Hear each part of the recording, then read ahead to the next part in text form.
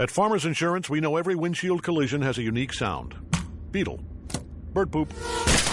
Drone. Seen it, covered it. Click for more. We are farmers. Bum, bum, bum, bum, bum, bum. Underwritten by Farmers Truck Fire Insurance Exchanges and Affiliates. Products not available in every state. The following is a Podcast One Minnesota production. Oh, yeah? Yeah. Oh, you betcha, yeah. If it's made in Minnesota, who's making it and how? Yeah, you got that right. It's the Makers of Minnesota, focusing on the products and services uniquely made in Minnesota, and conversations with the makers, entrepreneurs, and innovators in Minnesota about how they conceived of their products and how they brought them to market. With Stephanie Hansen, it's the Makers of Minnesota. Hello, everybody. This is Stephanie Hansen, and welcome to Makers of Minnesota. We are here podcasting our 29th episode, and we've been speaking with entrepreneurs and folks in the Minneapolis, Minnesota region doing cool stuff. It could be entrepreneurs. It could be people that have created services or unique apps. We really have tried to cover the gamut in terms of diversity. And today is a service that I'm real passionate about, and we've talked to two people in the Twin Cities that have done this. So it'll be interesting to see if there's some differences between the two. We are talking to Amy Quale. Hi, Amy. Hi. And you are here with Wise Ink Creative Publishing. And earlier in the podcast, we talked to Mark Levine from Hillcrest Media. What is so interesting to me about this is you are starting or have started a publishing company to help authors bring their ideas from the germination to the final product of having a book. Yep. And it's so cool to me, A, that the Twin Cities has so many book lovers. That's neat. But also, you know, Hillcrest Media did this and was very successful at it. And you guys are, in my mind, and I could be wrong at this, but sort of the indie, cool, hip startup, like, yes, books are still happening. Yes, we can help you get this done. And I love that about you. Well, thank you so much. You know, my business partner, Dara Beavis, and I, we were really impacted by books growing up, and we really know firsthand that books can make a big difference in people's lives. Sure. And so that's kind of what drives us. So, you know, everything we do is totally custom. We kind of take a boutique approach, and we think, okay, how can this book be really special to the reader? How can it make a difference? Whatever that might mean, whether it's to entertain, whether it's to create awareness for a certain cause, whether it's to contribute to a movement, or to, you know, just to educate. Sure. You know, we want every author to know that their book means something and that we can craft it in a way that supports that. How long has Wise Ink Creative Publishing been publishing books? We've been publishing since 2013. We actually started as a blog in the beginning of 2012. And it was because, you know, we were colleagues at another publishing company, and we were working with authors every day, and we knew what they needed. We knew what questions they had, and we had all this knowledge floating around in our heads. And we thought, well, why don't we just create a resource? So we actually started as an educational resource for independent authors. And, you know, our publishing philosophy just sort of blossomed from there. When you look at the world of publishing, people think that, oh, you know, books are going away. And tell me about your experience of starting a book publishing company in a very recent time frame when a lot of people might think that books aren't doing very well. I actually don't think that's true at all, that books aren't doing well. I will say that all of our authors they're selling their books, and they're making great impacts with the way that they are selling. A lot of times, too, they're selling directly to their readers. So they're finding ways to connect with their readers in very personal, direct ways, for lack of a better word. So I guess I wouldn't say that books are going out. I think that last year, and I don't know the exact statistic, but more books sold, hard copy books sold last year than the past several years. And I don't remember the exact. That's interesting. I'm sorry, I don't have the exact citation for that. But if I think about my own book reading, because I'm a big reader, and if I think about my own book reading, I always have an electronic book going, but I also usually have books with me, either in my bag, physical copies, or I'm carrying them around, or they're on my nightstand. I kind of do both.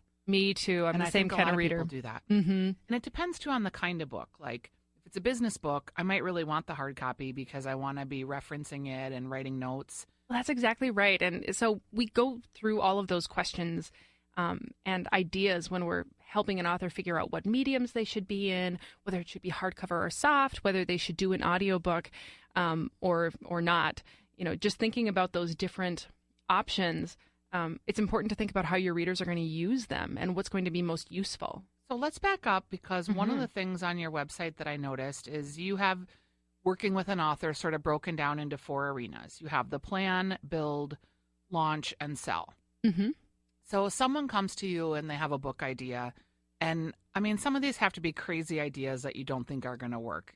Is that the case? Or do you take everyone's proposal? No, we don't. I would say we're not opposed to doing any genre, but what I would say is that the common denominator with all of our authors is that they're all very purpose driven, and they want something that is artfully created specifically for an audience for a specific purpose. And so, though, yes, the plan, build, launch, sell, that is our quote unquote process, but we don't have any packages. There's no such thing as one size fits all. Plan, build, launch, sell, it looks different for every single author. And, if an author is coming to us with a new book, maybe in the same vein on a similar topic, that still is going to have a different process than maybe what their first book looked like. So you and Dara are working at a publishing company, and you meet and you decide, hey, we're going to put this information out there. It is kind of ironic still how hard self-publishing is for a lot of people. Even though there's tools and books and people that tell you how to do it, it is still a process that requires some hand-holding. Definitely. So you guys decide you're going to start this company. How did you decide you were going to be partners together? Like, did you vet each other, or what made her your unique partner? Oh gosh, she's just my person. I don't know. I don't even know how to say it exactly, but we'd worked together for so long. I think we met in at the start of 2008. Okay. We started working together, and so it was 5 years later that we started our company. Sure. And we were just collaborative partners from the very beginning, and so it would have been impossible for us not to share ideas when we had them. And so it just sort of happened so organically. Did you both put like the same amount of money in? And when you started the company, did you sit down and like determine who was going to do what in terms of roles? Yes, we started with very little capital. So we didn't take out any loans. How little, like less than 10? Less than 10, okay. Yes. And it's all pretty much sweat equity from the beginning. And we were able to give ourselves paychecks from the very start. You did? We did. That's really unique. So let's talk about that for a second. Sure. So you put your business model together, and did you have a business plan? We had a business plan. I quit my job in January of 2013, and Dara quit, I think, at the end of March. And during that time, I was sort of building and brainstorming and sort of building on some connections that I had. And then when we launched and we had our website up, I was able to bring a few clients to the table, and Dara had some people as well. So we sort of were able to hit the ground running in that way. That's amazing. So, most people don't have that luxury, so that's cool. Well, and also because we'd been working in the same industry for a long time, we just knew a lot of people. Yeah. And we had a lot of connections and a lot of support and loyalty, and it was great. So when you did your business plan, I know Dara's married. I don't know what your family situation is. Yes, I'm married as well. Okay, so that plays into when you're starting a business. Yeah. How much bootstrapping can your family do? Yep. So you guys right away decided, we're going to publish these books, and X amount of this is going to go towards our salary. I think that is amazing. Good for you for doing it that way. Thank you. A lot of entrepreneurs pay themselves very last. Well, and we certainly didn't. We weren't extravagant about it in any way in the beginning, especially in the beginning. And it was challenging. I won't lie to you. I mean, I was in my master's program at the time, as well, and since our first year, I've had a child. Dara's had a child. Yeah. So, we have been able to support ourselves and really thrive in this business. But it's, it wasn't always easy. The first couple of years it's tough. Yeah. tough. Tell me, can you think of a mistake that you made where you were just like, Oh, that's a yes. I'm trying to think of which one is the best to share. because there's a lot when you start a business. Yeah, definitely. Here's one that we made that wasn't. I wouldn't say it was necessarily a mistake, but it's important to protect your reputation from the very beginning. We had a friend who wanted to support us. And said, do you mind if I use your logo and ISBN, and then I can, and then you have another book for your backlist. Yep. And the book looked great, and we had read it, and it was a really good book, but it didn't go through our typical, what is now our typical proofreading and editing process, which is usually at least 2 rounds of editing and at least 2 rounds of proofreading. So that's, several sets of eyes that go through every single book that we publish. But at the beginning, we were like, this is really good. We've read it. Sure, let's do that without going through our process. Mm-hmm. And so, we discovered a little bit later that there were a few mistakes, and luckily it was print on demand, and so we were able to go back and fix those. Mm-hmm. But it was a learning thing, because we realized, people notice these things, and it's important to be very protective of our quality standards and what we deem as acceptable, that we want to put our name on from the very beginning. And your brand integrity. Absolutely. So that was one mistake, but for the most part, we've really been able to hold to our values on the quality of the books that we produce. Do you think a business like yours would be in existence if it wasn't for print on demand? Print on demand, for those of you listening that maybe don't know, is just you can literally publish and print one book these days with the way that publishing is set up, and they print them as you need them. Let me sort of clarify too how we work with print on demand. Sure. So I think a lot of people think that print on demand just simply means you've got a manuscript, you upload it, press go, and you're published. We take all of our authors through all the same production steps that we would take an author who did a traditional print run. Mm-hmm. And to answer your question of would we be up and running without print on demand, I think absolutely, because, for the first many, many years of my career in this business, in this industry, we didn't work with any print on demand printers. Mm-hmm. I mean, it's really been since we started Wise Ink that, a few authors here and there will use print on demand, but honestly, most of our authors are still doing large traditional print runs. Really? That's interesting. They are, and they're able to sell them and use traditional distribution. So most of our authors are printing at least 1,000. I would say that's a small quantity to start. And they're able to make their money back and go through and reprint. So when you have an author and they come to you with their idea, mm-hmm. and let's say you like the idea, tell me what that process on a high level looks like, in case there's people listening that are like, oh, I've got this book idea I've always been wanting to bring to print. Yeah. Well, I think I mentioned it's really important to me on a personal level that every book I work on have some sort of a positive impact in the world, whatever that might mean. So it's mission driven. It isn't absolutely, just that I wrote a book about, I don't know, brownies. Right. Well, and even that can have a mission too, to bring if more I was deliciousness into people's lives. Yes. Right? But I would say that I would ask that author to start, what is it that you want your book to do in the world? What do you want it to do for you, and what do you want it to do for your readers? Because I really believe making goals for a book and creating a mission for a book, those goals should be twofold. If you don't have, you need the selfish side, because you need something to keep you going. Mm-hmm. But then you also have to have that, I don't want to say philanthropic, but that mission to help people in some way and to bring some betterment to their life. Is being, I'm thinking of my husband because he just wrote a book actually. And his whole goal is to write fiction. He he likes it. He's trying to tell stories of things that have happened in his life, or we see characters walking down the street and we both think like, oh, what is that person's story? Like, how did they get here, and who do they interact with when they go home? And is that enough of a mission? I think so. I mean, especially with fiction, I think fiction can hit the truth of the human experience in a way. Sure. That that just a traditional news story, for example, wouldn't be able to do. That's interesting. So, and it's hard for me to say exactly how that happens, but it's art, really. Yeah. And so, absolutely, that can be a mission. I would say for most of our fiction authors, they're trying to reveal something new about the human experience, or something. They're trying to reflect something back about the human experience and make the reader think. So that is absolutely a mission. Okay. That's very interesting when you think about it in that way. So you help them get their mission.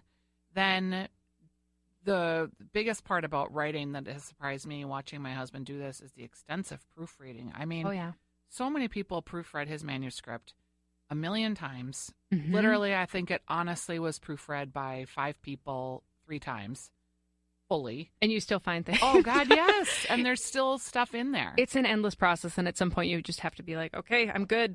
I can't do it anymore. But there are many, many rounds of editing and proofreading we suggest. So, we build our books custom from the ground up. And one of the steps in the writing process and the revision process, outside of working with Wise Ink is getting beta readers. So, once you have a manuscript, it doesn't make sense to just hire an editor outright, because there may be some things that you can revise. You need help revising before you get to the actual editing phase. That should be the fine-tooth comb. Yeah, like parts of the story that don't make sense, or... Yeah, this part is confusing. This feels like a complete detour for the character. It doesn't feel right. Or, I don't understand... how we got to this point from this point here. That's a really unique point of view, I think. And I'm not sure a lot of the book publishing does it to that degree. I think they're reading it for cohesiveness. Yes, but I think we get involved a lot sooner than traditional publishers typically do. Cool. So that's a unique thing about you guys. Yeah. I mean, we work with authors often from the idea on, and we actually coach them through the writing process. A traditional publisher isn't going to do that level of care in the creation of a book. They'll want a polished manuscript when they see it, and then they'll decide whether they want to take it on or not. But if we like an idea and we can see that an author has the ability to deliver on that idea, we love working with them from the beginning. But of course, we still have to go through the copy editing. We still need to go through several rounds of proofreading. And so it does make sense to get new eyes on it before we get to that stage. So typically in the writing community, most writers have beta readers that they work with. It's just that the publishers aren't usually involved at that stage. Right. So you, in the course of a year, about how many books do you publish? We publish about 60 books a year. Okay. And one of the things that you mentioned when we were walking into the studio here is that you published a friend of ours, Ian and Marjorie, who are on my talk, that you published their kids' book. Yeah, well, we didn't publish it. That was actually in my previous career. Okay. I worked with them. So when you have somebody that comes to you like with a children's book, is that different than a fiction book? Because with children's books, isn't as much of the story told by the art, and do you help them hire artists and put the illustrations together? Yep, we do all of that too. Yeah. What percentage of the books that you guys publish at Wise Ink Creative Publishing are children's versus non-children's? I would say that we do a lot of young adult, so that's not necessarily children's. Sure. But so we do it. That's our largest fiction genre to be actually. Really? Yeah, is young adult and middle grade. Why do you think? I think that being young women, we attract a lot of young women authors. Yeah. And a lot of young women authors happen to be young adult authors. Yeah, and it's become a genre that's really blown up. Yes. And what's interesting about it to me, this is like a totally random aside, but I had cancer and I had chemotherapy and I had a lot of it. And one of the things that kind of went by the wayside for about 2 years was my ability to really focus on reading. And the way I found my way back to reading was young adult fiction, because the storylines were easier. It wasn't that the books weren't complex, but the language and just the feel of it was written at a level that really worked for me as I was recovering. Yeah, as a real true escape. Yeah, and like I remember reading The Hunger Games, and that was literally, that trilogy was one of the first 3 books I actually read after treatment. But that book is that series is very smart too. Mm-hmm. That's what is so exciting to me about so much young adult literature now that we have nowadays is that it's really smart, and it just like all good fiction, it can be a true reflection of the human experience, of our society. Yeah, because there government. was a lot of ways that it was like 1984. And, oh yeah, and then Divergent and Insurgent and Yep. that whole series that came out. What are authors that really appeal to you that you haven't published? Oh, that is a really, really good question. I love working with movement makers. So we work with a lot of self-help kinds of authors. So I guess, if somebody is big in that world, that's always an exciting kind of client for me. Yep. I also am a huge food person. Okay. So we have a few cookbooks that we've published recently. We published a book called The Fresh Farmhouse Kitchen, which is clean eating comfort food. So if you want to be on a diet, but you also want, Sure. spaghetti, here's an option for you. Yep. And then we're publishing a Pakistani cookbook this year, which I am so excited about, and it's beautiful, and it's, I think nothing unites people like food can. And so that's a genre that's really underserved too, and the food is just wonderful. Yes, absolutely. So just to be a part of a project like that, I'm super excited. But I would love to do more food focused books, from different cultures and whatnot. I just think it's so fun, and it's so fascinating, and it's so colorful. Yeah, yeah. Yeah. In terms of putting together a book, so let's just say we're dealing with maybe it's different for fiction versus a kid's book, but generally, if you're the author, about how much do you have to budget to put together a project?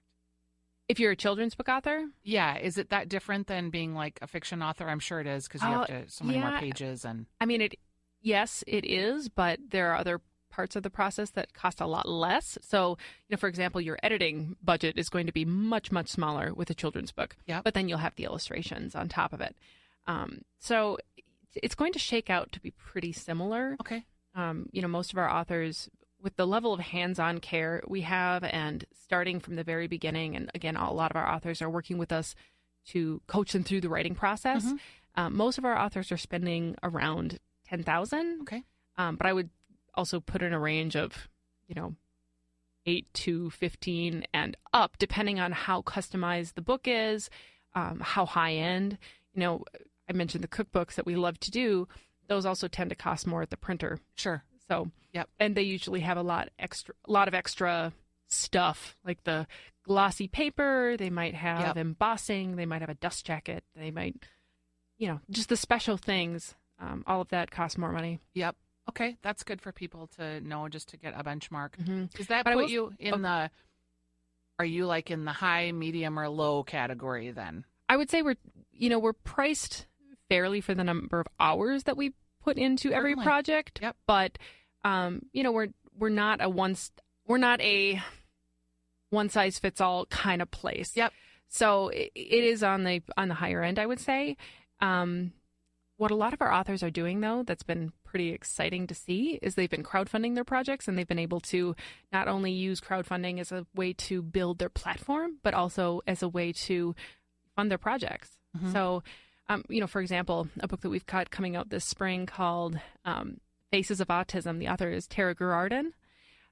She's a local photographer here in the Twin Cities, and she began this passion project of photographing children with autism because, I think photography really cuts to the heart of who the person is. You can see the person clearly outside of the autism, but also to celebrate kind of what makes that person, that child, who they are. And sometimes the autism really contributes to that. And if you take that away, they're not the same person, right? So it's a book to celebrate these kids.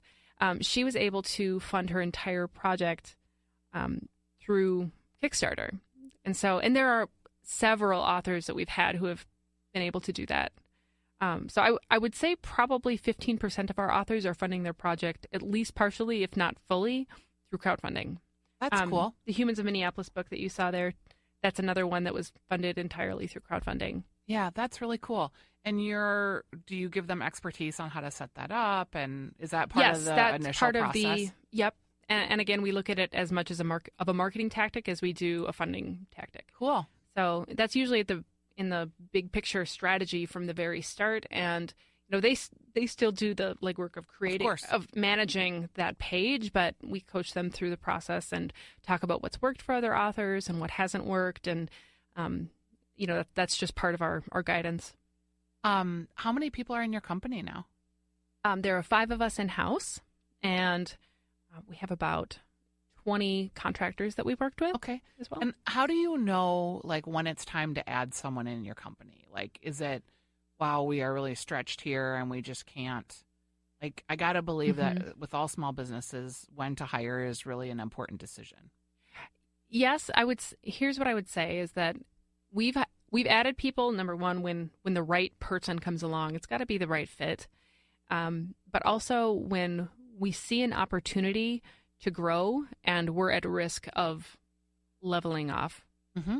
We want to continue growing, and we know that we can't do everything. So one of the things that one of the people that we've added this year is a marketing director. Mm-hmm.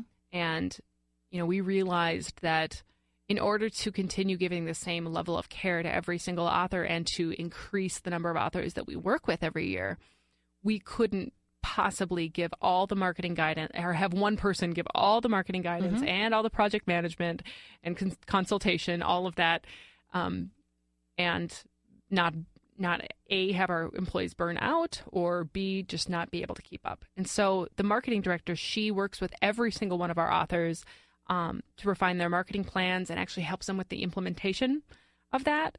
And so she's a wonderful person to have on the team, just to kind of not only to fill in holes, but to do more than we've ever been able to do in terms of marketing before. And she's running programs for our authors. She is doing some of our company marketing. Mm-hmm. So it's really been it's helped us be able to continue growing in a wonderful way. So so you have that person now. Mm-hmm. In your mind, do you know what the next hole is that's going to be something that you'll be looking to fill? Is that how you think about the evolution of moving forward? Yeah. I mean, I think, there are 2 things that are roles that I would like to see added. Mm-hmm. Number one, I would love to have another project manager within the next year. Mm-hmm. Somebody else who understands the way that we want to work with authors and this hands-on approach and has that personal one-on-one kind of approach to working on books. But then I would say that we also would love to have somebody who can do design in-house. Sure. Because that's another area that we'd like to grow. Yep. Mm-hmm. It's interesting. The way that you looked at adding people to your business is in terms of growing the overall capacity of your business, and that you keep seeing that moving forward. I think sometimes business owners aren't thinking like that. They're just so stressed or so crushed, and they just need hands and help. You seem pretty thoughtful about where that next addition would be and sort of how that would grow the overall structure of your business. That's smart. Well, thanks. And it helps to have 2 of us because when I'm feeling stretched, we can talk about that and we can have those discussions and say, we really need to anticipate where we're going to be. And we want to make sure that we keep growing and that we're intentional about it. And so I think just having two founders, having a business partner, we are able to sort of be mirrors for each other so we can project and build on our growth a lot more efficiently. I don't want to be sexist either, and this will probably put me on the edge, but also what's real interesting talking to you is you and your partner both have had children. Mm-hmm. So at the end of the day, I was in business with my husband, our family unit was a big part of our business, right? Both him and I, but also the amount of time we could spend with our child, and if someone was sick, how we managed that. It's interesting that you probably have a really unique sense of support with each other in being in business at the same period of your lives. Yeah. Well, I think that's a really important part of who we both are. And it's, to neglect that piece of us would be and to not figure out how to incorporate that effectively into the business. Does it feel would be an different? oversight, but like, let's say, I mean, if you were working for Best Buy and you were a mom and going to work every day and trying to do that versus going to your own company and being a mom, does you think it feels different? I definitely do. Well, here's two things that I would say is that number one, Dara and I both have husbands who are entrepreneurs. And so the fact that we are both in families with entrepreneurs. All four of you. Wow. All four of us. And so to have us all be entrepreneurs, I mean, our husbands really understand the pressures of entrepreneurship, but also the flexibility. And so we just kind of play it by ear, and they're both incredibly supportive, and we're supportive of them. And I would say that we're both, I don't want to say lucky because it, well, it sounds like, it shouldn't be expected to. You make. Do you know what I mean? Yes. But to say that we have wonderful husbands who really balance us out and who share all of those duties, that's what allows us to do what we want to do. But as far as being an entrepreneur and a mom, I don't think it would be easier working a full-time job in corporate America. I think it'd be harder. I mean, I can plan my schedule, and then I can work at 5:30 in the morning and 11:30 at night, and I can work over the weekends, and then take a break for kinder music in the middle of the week if I really want to with my son. So we have that flexibility. I think too, people, when you're an entrepreneur, people like, oh, I'm going to have this whole flexible schedule. And in effect, you do. But I also felt like I worked for myself 1,000 times. I just felt like I was always working. Yeah. It was always on my mind. I was always thinking about it. And you're always giving something up. Yeah, and it wasn't like a bad thing necessarily. It was just a thing. I was very passionate about what I was doing. It was our baby. Oh, yeah. Yeah. I mean, if you don't have that passion, then it's very hard to be an entrepreneur. And this is the same thing with our authors. I mean, it's like opening a business when you start for sure working on a project. You have to have that passion piece of the impact that you're going to have for your clients or for your readers, right? But if you don't have the selfish piece too to balance it out, you're going to fail. So I think it's the same thing with being an entrepreneur. Obviously, for myself, I want to be successful. I want to be able to support my family, but also make a really big impact in this industry. And then I also want our authors to be able to do great things. And so it's that dual selfish, not selfish thing that I think makes a successful entrepreneur. Before we wrap up here, you brought a couple of books that you've published. Give me just like 3 titles that you think people listening to this program that are entrepreneurs, that have an entrepreneurial spirit, might be interested in knowing about. Yeah, absolutely. I grabbed this book, Seize Your Life by Jasmine Brett Stringer. It's just a wonderful, wonderful, simple book about how to make the most out of every day. Jasmine is an inspirational person.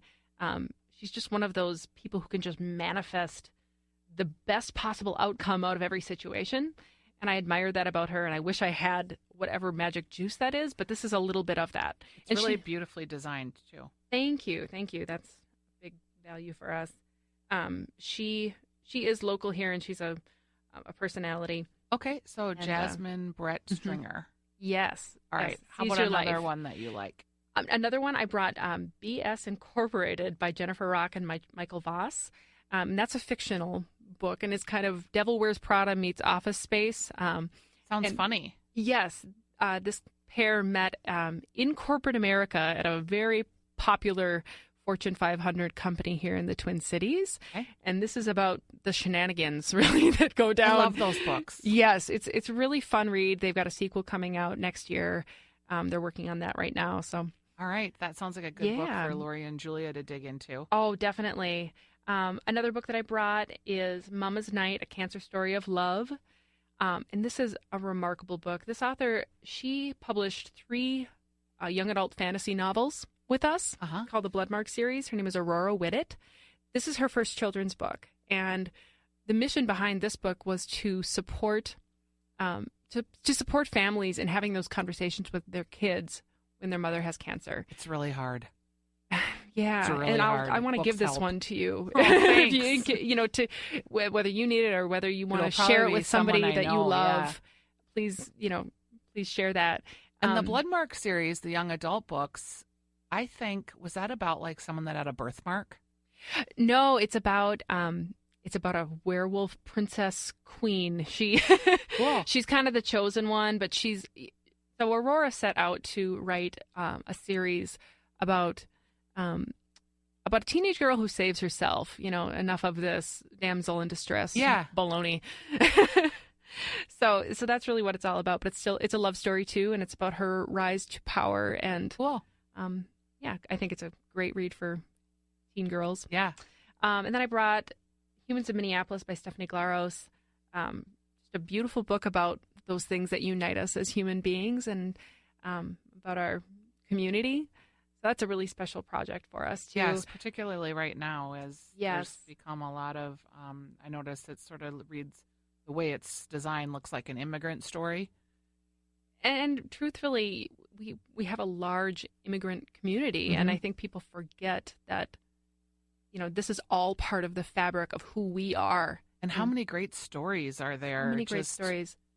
I honestly, this is getting maybe a little political, but you think about, I'm really interested in food and community through food. And if you can sit down with someone and hear their story, I don't know how you can be discriminatory towards these people. They're the same as you. Yes. Just trying to start their businesses, just trying to feed their families. Well, and you said earlier, you look at somebody, you see characters and people, and you just wonder what their stories are.